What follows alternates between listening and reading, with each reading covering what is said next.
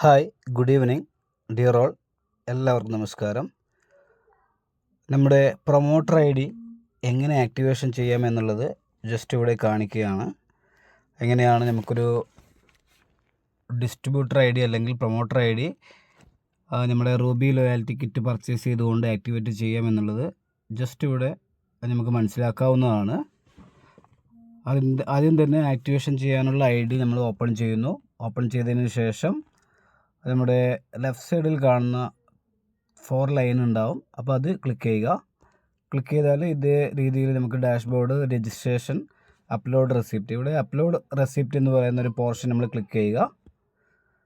അത് ക്ലിക്ക് ചെയ്ത് കഴിഞ്ഞാൽ നമുക്കിവിടെ അപ്ലോഡ് റെസിപ്റ്റ് ഫോം എന്ന് കാണാവുന്നതാണ്. അതായത് നമുക്കിപ്പോൾ ഒരു റെസിപ്റ്റ് കമ്പനിയിലോട്ട് പ്രോഡക്റ്റിനെ സെലക്ട് ചെയ്തുകൊണ്ട്, എക്സാമ്പിൾ പറയുകയാണെങ്കിൽ നമുക്കൊരു ലോയാലിറ്റി കിറ്റിൻ്റെ പ്രോഡക്റ്റ് പർച്ചേസ് ചെയ്തുകൊണ്ടാണ് ആക്ടിവേറ്റ് ചെയ്യേണ്ടതെങ്കിൽ ആ പ്രോഡക്റ്റിനുള്ള എമൗണ്ട് കമ്പനിയുടെ അക്കൗണ്ടിലേക്ക് ട്രാൻസ്ഫർ ചെയ്യുന്നു. ഗൂഗിൾ പേയോ അല്ലെങ്കിൽ നമ്മുടെ മറ്റു പേയ്മെൻറ്റ് ഗേറ്റ്വേ ഉപയോഗിച്ചുകൊണ്ടോ ചെയ്യുമ്പോൾ അതിൻ്റെ സ്ക്രീൻ റെക്കോർഡ് അല്ലെങ്കിൽ സ്ക്രീൻ ഷോട്ട് നമ്മൾ എന്ത് ചെയ്യുക, ഇതിലേക്ക് അപ്ലോഡ് ചെയ്യുകയാണ് ചെയ്യുന്നത്. അപ്പോൾ അതെങ്ങനെയാണെന്ന് ജസ്റ്റ് കാണാവുന്നതാണ്. ഇവിടെ ട്രാൻസാക്ഷൻ നമ്പർ ചോദിക്കുന്നുണ്ട്.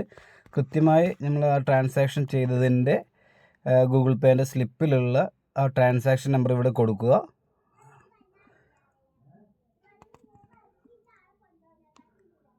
ഞാനിവിടെ ഒരു ട്രാൻസാക്ഷൻ ചെയ്തത് ആക്ടിവേഷൻ ചെയ്യാൻ വേണ്ടിയിട്ട് കൊടുക്കുകയാണ്. ട്രാൻസാക്ഷൻ്റെ പ്രൂഫ് നമുക്ക് ഫോണിലുണ്ടാവും. ആ ഫോണിലുള്ള പ്രൂഫ് നമ്മളിവിടെ കൊടുക്കുന്നു.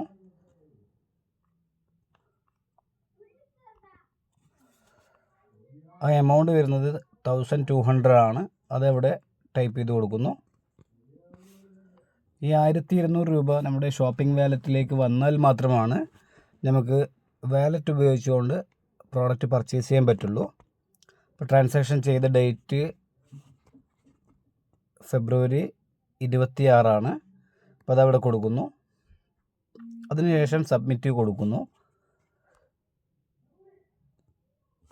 ഇവിടെ സബ്മിറ്റ് ചെയ്തതിന് ശേഷം നമുക്ക് അപ്രൂവൽ കിട്ടിക്കഴിഞ്ഞാൽ നമ്മുടെ ഡാഷ്ബോർഡ് നോക്കുമ്പോൾ ഷോപ്പിംഗ് വാലറ്റിൽ ആ ഒരു എമൗണ്ട് വന്നതായിട്ട് കാണാവുന്നതാണ്.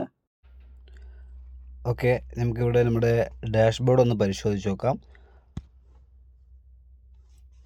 ഡാഷ്ബോർഡിൽ ഇവിടെ നോക്കുമ്പോൾ നമുക്ക് ഷെറീന എന്ന് പറഞ്ഞൊരു വ്യക്തിയുടെ പർച്ചേസാണ് ആക്ടിവേഷൻ ചെയ്തുകൊണ്ട് ചെയ്യുന്നത്. അപ്പോൾ അവിടെ നമ്മൾ ഡാഷ്ബോർഡിൽ താഴോട്ട് വരുന്ന സമയത്ത് ഇവിടെ ഷോപ്പിംഗ് വാലറ്റിൽ നമ്മളിപ്പോൾ അപ്ലോഡ് ചെയ്തിട്ടുള്ള ആ ഒരു എമൗണ്ട്, കമ്പനിയിലോട്ട് അടച്ച ആ റെസിപ്റ്റിൻ്റെ എമൗണ്ട് എത്രയാണോ അത് അവിടെ അപ്ലോഡ് ചെയ്തത് ഇവിടെ ഷോപ്പിംഗ് വാലറ്റിൽ അപ്രൂവൽ കിട്ടി വന്നിട്ടുണ്ടാവും. ഈ അപ്രൂവൽ കിട്ടി വന്ന ഈ ഒരു എമൗണ്ട് ആണ് നമ്മൾ പർച്ചേസിന് വേണ്ടി ഉപയോഗിക്കുന്നത്. അപ്പോൾ അതെങ്ങനെയാണ് പർച്ചേസ് ചെയ്യുന്നതെന്നാണ് ജസ്റ്റ് കാണിക്കുന്നത്. നമുക്കിവിടെ കാർട്ട് സെലക്ട് ചെയ്തുകൊണ്ട് നമ്മുടെ റൂബി ലോയാലിറ്റി കിറ്റാണ് പർച്ചേസ് ചെയ്യുന്നത്. ഷോപ്പ് നൗ പോയി ലോയാലിറ്റി റെഡീം കാർഡ്സ് ഇവിടെ ക്ലിക്ക് ചെയ്തുകൊണ്ട് നമ്മൾ പർച്ചേസ് ചെയ്യുകയാണ്.